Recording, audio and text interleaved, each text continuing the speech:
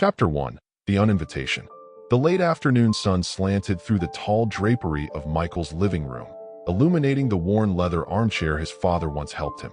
Michael perched on the edge of the matching sofa, fingertips drumming an uneven rhythm on the Persian rug. Across from him, Robert sat rigidly in the armchair, his faded denim shirt and gray-streaked hair betraying both age and the weight of unspoken tension. "Dad, we need to talk about Christmas," Michael began, voice low and measured. He avoided Robert's steady gaze, focusing instead on a small scratch in the wood of the coffee table. Robert set down his coffee mug, its chipped rim a reminder of countless Sunday mornings. He cleared his throat. "Go ahead." Michael inhaled sharply. "Sarah's family is flying in from Boston. Her parents, grandmother, aunt, and uncle. It's going to be crowded." "Crowded how?" Robert's tone was calm, but a flicker of disbelief passed over his eyes. Michael shifted. "There just isn't room for everyone. Grandma needs the guest room. Aunt Joan can't climb the stairs. And, well, you know how Sarah's parents are." "Are what?" Robert leaned forward, heart pounding beneath his ribs. "What are they?" "They're sophisticated," Michael said, wincing at the word. "They like things neat, predictable. They won't understand having extras around." Robert's hand tightened around his mug. The click of porcelain against wood echoed in the hush that followed. He stood slowly, each movement deliberate. "So you're telling me I'm not invited to Christmas dinner?" Michael's face paled. He opened his mouth, then closed it. "It's just this once," he said quietly. "We could do something the weekend after. Just us, Dad." Robert's shoulders sagged as he stared at the floor. Memories flickered behind his eyes. The day he handed over the down payment, the check for the renovation, the weekend mornings he spent teaching Michael to swing a hammer. All for a vision of family together, holidays, laughter, grandchildren at his feet. He forced himself to speak. "Tell me something, Michael. When Sarah's family meets the man who paid for this house, what will you say?" Michael's jaw clenched. "Dad, that's not fair." Robert took a step toward the door. "Fair? You uninvite me because they might feel uncomfortable. Then I'm supposed to swallow my pride and let you explain away my absence." He paused, his eyes sweeping the polished floors, the crown molding he'd paid for, the framed family photos where his own image had grown smaller. "Fine. I won't come. Merry Christmas." Without waiting for an answer, Robert turned and walked out into the crisp November air. He dropped into his beaten-up sedan parked on the street and closed the door with a quiet snap.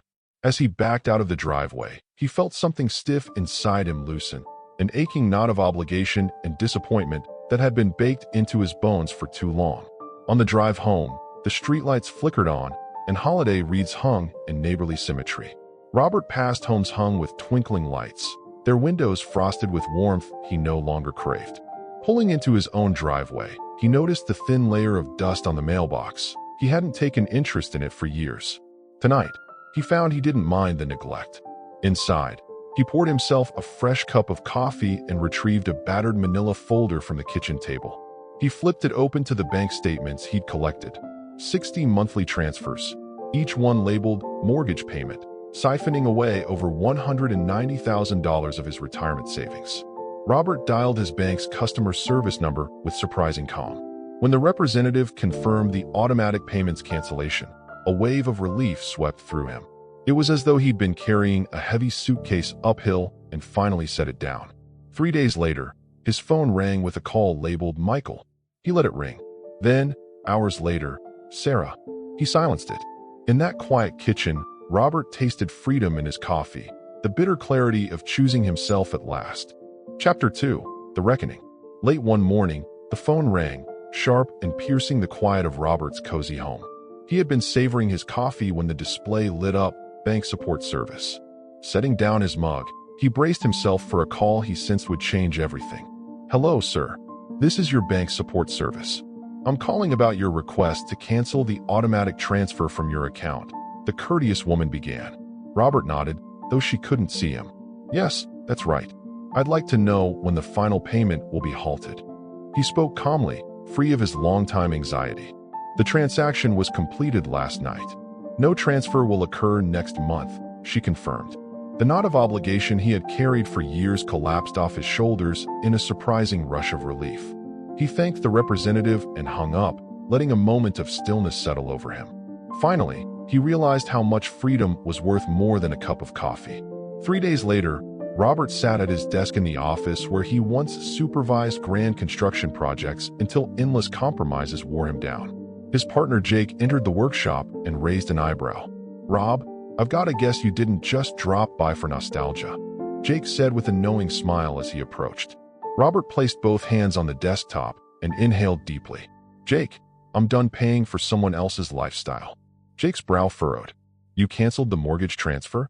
I saw the notification." "Yeah, no more payments for Michael and Sarah. Over the years, I learned 2 things about myself. Either I helped or I let people use me.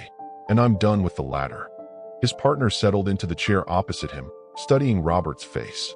"Aren't you worried this will destroy your relationship with your son?" Robert leaned back. "Our relationship was already falling apart. I just hadn't noticed the cracks until I banged my head on them." A hush fell between them.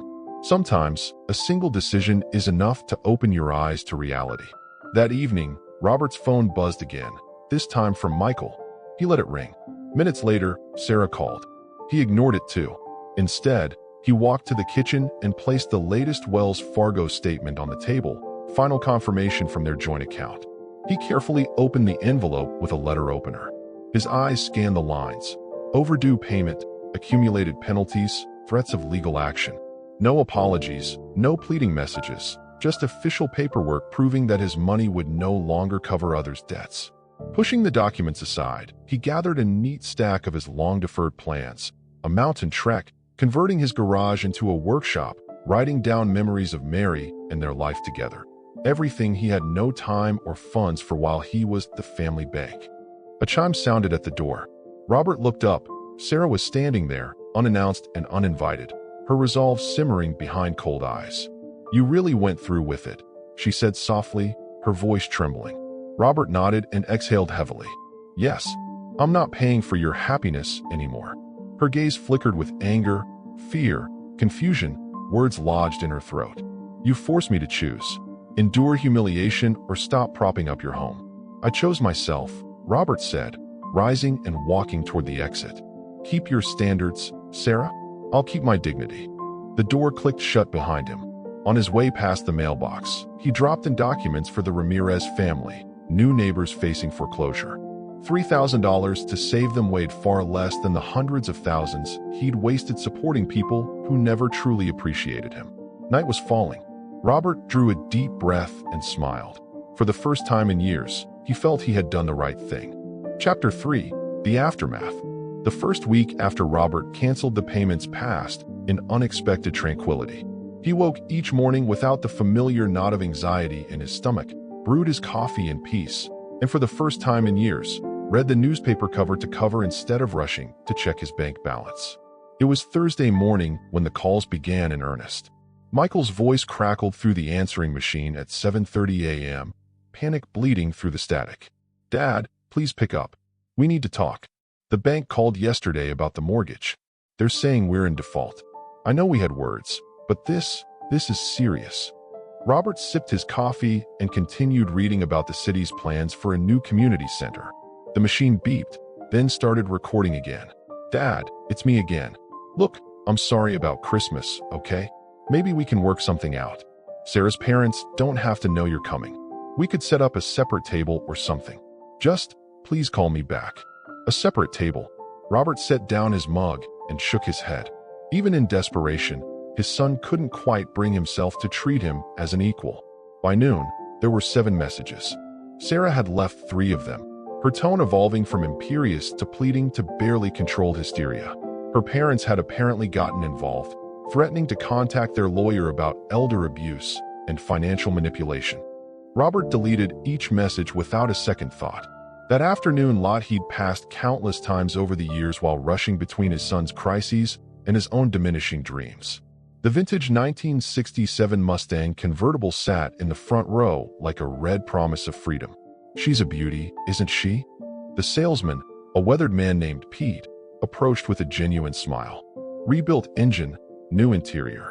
Owner before you was a collector who barely drove her." Robert ran his hand along the pristine chrome. "How much?" $18,000. "But for a man who appreciates classic American muscle, I could go 17.5. $18,000. Less than 6 months of mortgage payments he'd been making for people who considered him an embarrassment. Robert pulled out his checkbook. I'll take her. Driving home in the Mustang, windows down and radio playing songs from his youth, Robert felt something he'd forgotten existed. Joy. Pure, uncomplicated joy that belonged to no one but himself. The phone was ringing when he walked through his front door. This time, he picked it up. Robert Fletcher. Dad. Michael's voice was small, defeated. We're going to lose the house. I'm sorry to hear that, son. That's it. That's all you're going to say. Robert settled into his favorite armchair, the one he bought himself, with his own money, for his own comfort. What would you like me to say? I'd like you to help us figure this out. You can't just abandon your family because of one argument about Christmas dinner. Michael, let me ask you something. In the 5 years I've been paying your mortgage, how many times have you called just to see how I was doing? Not to ask for something, not because you needed help, but just to talk to your father. Silence stretched across the line. How many times have you invited me to dinner?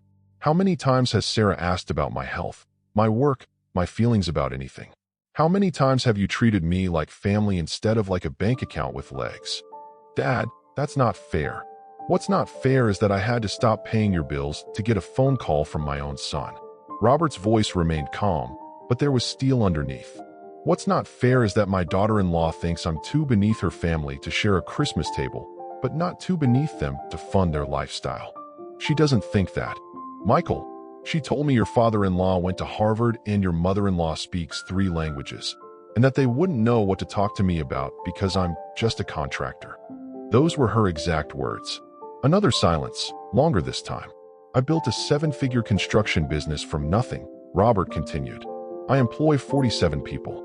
I've designed shopping centers and office complexes across 3 states. But somehow, I'm not sophisticated enough to eat turkey at the same table as people who inherited their money and think manual labor is beneath them. What do you want from us? Michael's voice cracked. I want you to learn to live within your means.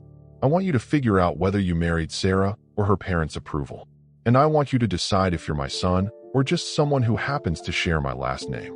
And if we lose everything?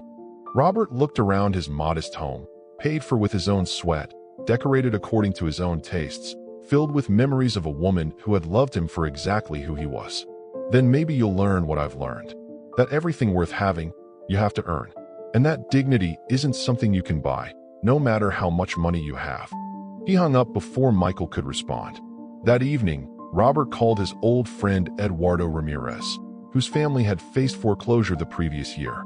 With $3,000 and some legal guidance, less than 1 month's worth of his son's mortgage payment, Robert had helped them keep their home.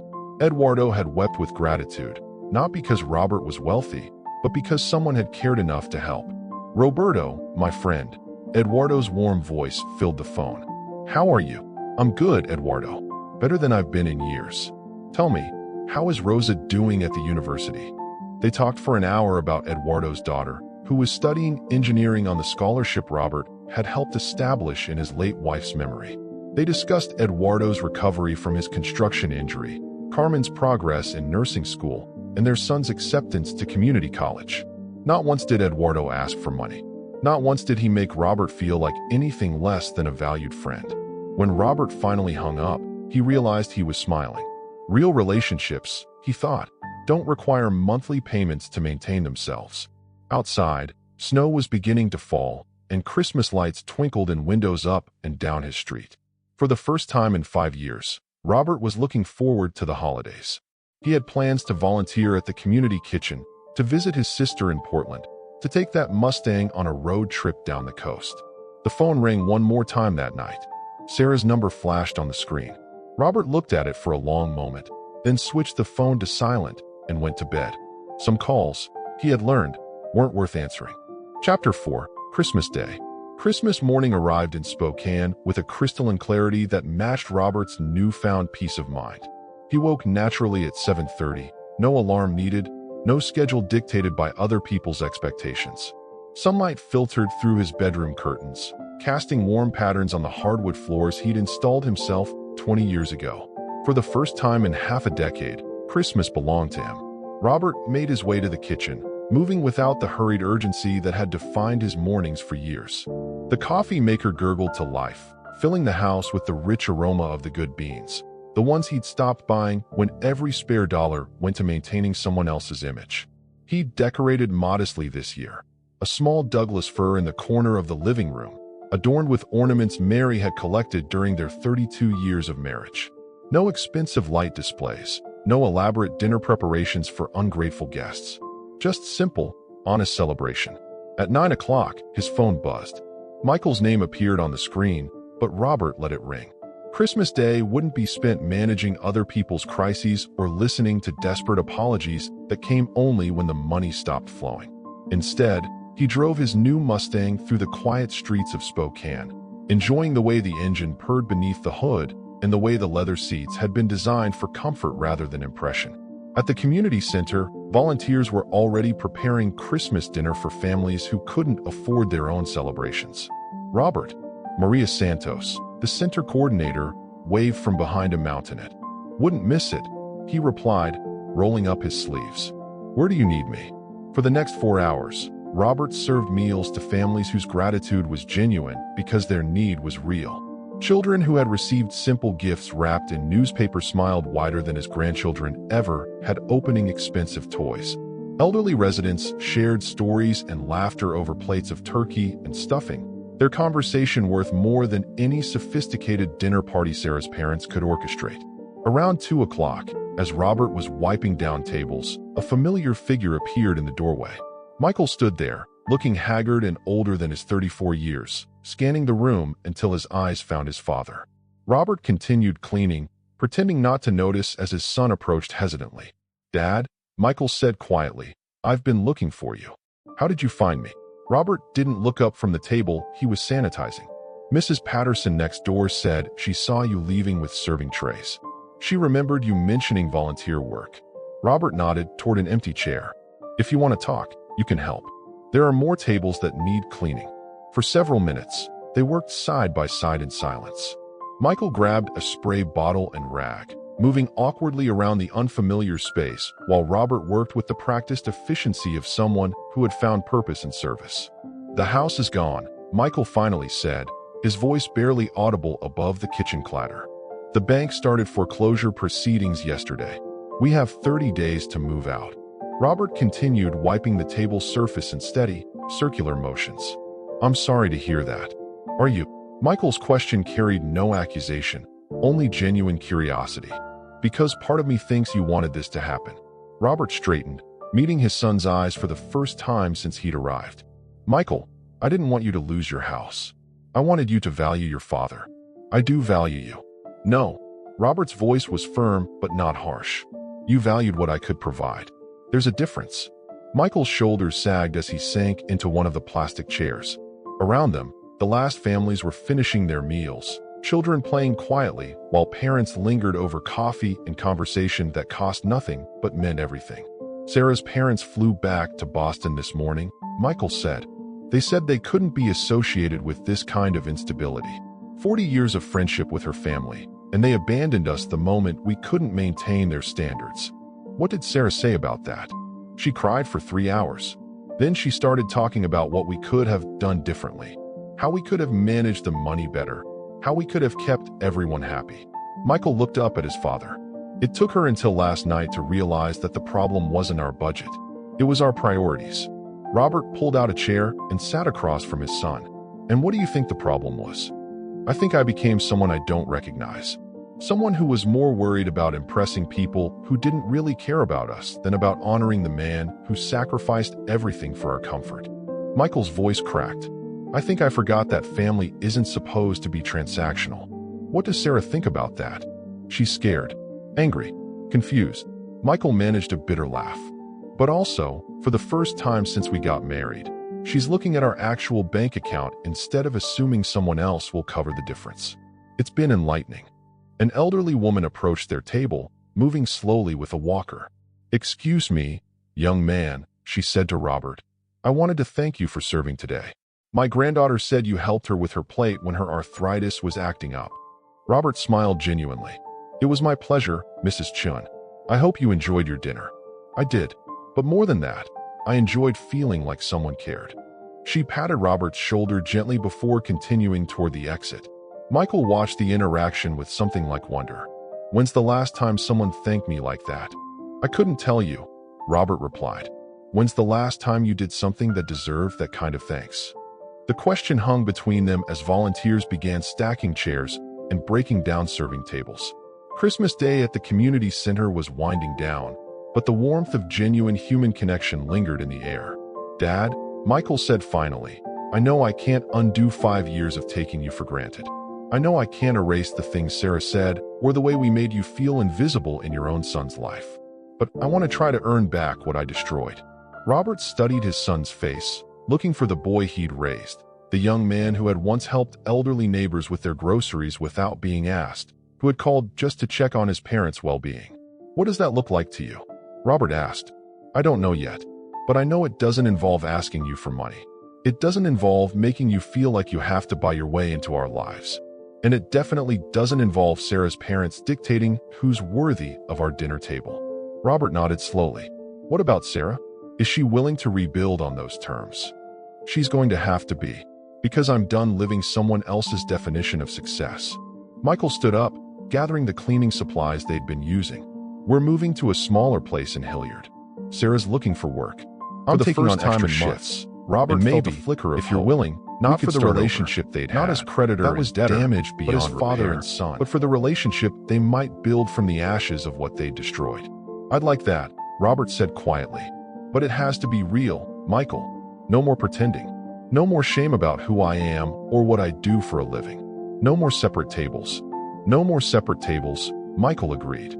As they finished cleaning the community center, Robert felt something shift inside his chest.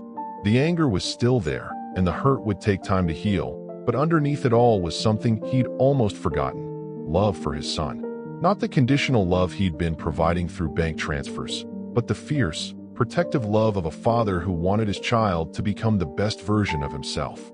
Outside, snow was falling gently on Christmas Day in Spokane. Robert drove home in his Mustang, Michael following in his modest sedan. For the first time in years, they were heading in the same direction. It wasn't forgiveness, not yet, but it was a beginning.